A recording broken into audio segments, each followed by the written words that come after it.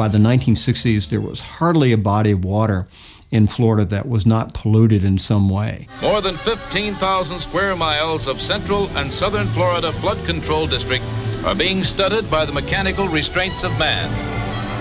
In the Everglades, the Army Corps of Engineers pressed on with its comprehensive plan to manage and control water. Work also started on a new project, the Kissimmee River. And that means enlarging, controlling, and straightening this famous crooked river so that it can take the water smoothly all the way down to the big waters of Lake Okeechobee.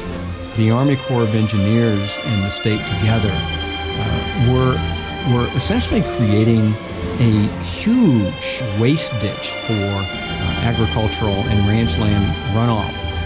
Flowing from Lake Kissimmee in Osceola County, the river and its wide floodplain function as the headwaters of the Everglades. The vast wilderness of Central Florida still seemed a distant world away from the development consuming the state's coastlines. But not for long. After taking a look at the land this morning, I say we are starting from scratch. In 1965, word leaked that Walt Disney Productions had secretly purchased more than 24,000 acres near Orlando to build a new theme park. The initial stage here, has to top what we have, or at least the equivalent of what we have now in California. I have made the appraisal that this is the most important day in the progress and the future development of this state. The year before the big Disney news, travel writers voted the world-famous Cypress Gardens in nearby Winter Haven and the Grand Canyon as America's favorite tourist spots.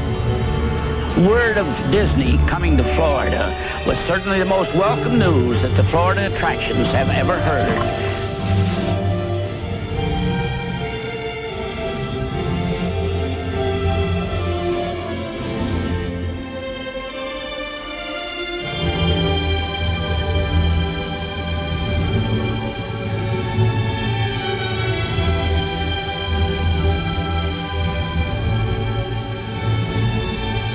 In the meantime, vacationers from Alabama and Georgia flocked to the Gulf beaches around Panama City and Destin.